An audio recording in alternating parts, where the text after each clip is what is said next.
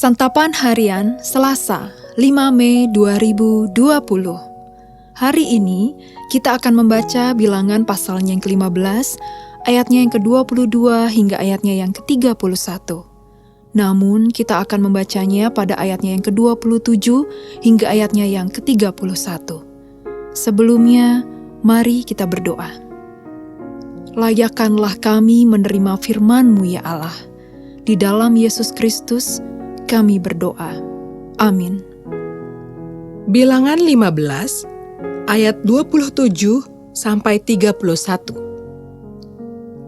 Apabila satu orang saja berbuat dosa dengan tidak sengaja, maka haruslah ia mempersembahkan kambing betina berumur setahun sebagai korban penghapus dosa.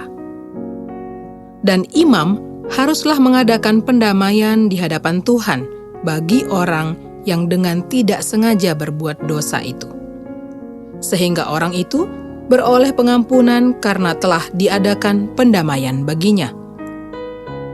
Baik bagi orang Israel asli maupun bagi orang asing yang tinggal di tengah-tengah kamu, satu hukum saja berlaku bagi mereka berkenaan dengan orang yang berbuat dosa dengan tidak sengaja.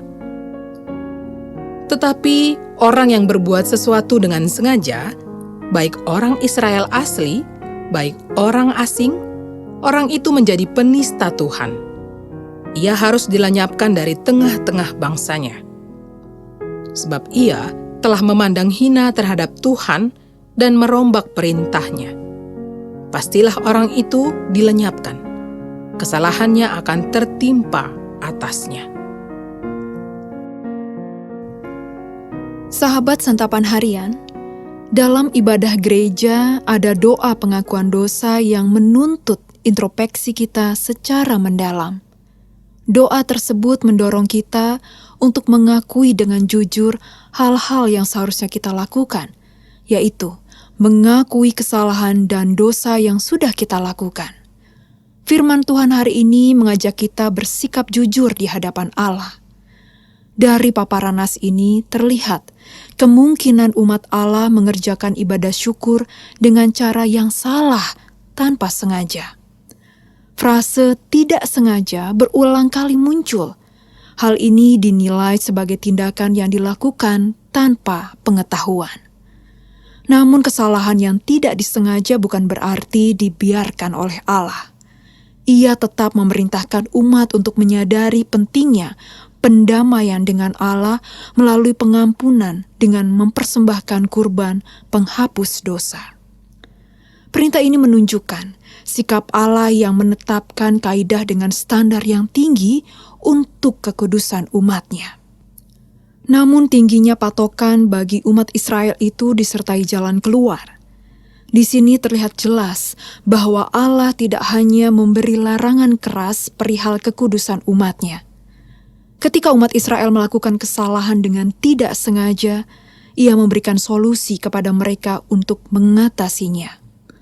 Allah menampilkan dirinya sebagai sosok Tuhan yang penuh belas kasihan, namun tidak berkompromi. Pada ayat 30 dan 31 kita membaca ketegasannya yang tidak berkompromi dengan siapa saja yang secara sengaja melakukan dosa. Meski Tuhan mengasihi manusia berdosa, bukan berarti setiap orang bisa semena-mena berbuat dosa. Sengaja atau tidak sengaja, tidak ada dosa yang boleh dibiarkan dalam hidup umat-Nya. Kita perlu belajar semakin menghormati dan menghargai sikap Allah ketika kita bersalah. Dalam hal ini dibutuhkan kerendahan hati dan kejujuran. Karena Tuhan tidak berkompromi terhadap dosa, kita perlu menyadari akan tiap kesalahan yang bertentangan dengan kasih Allah.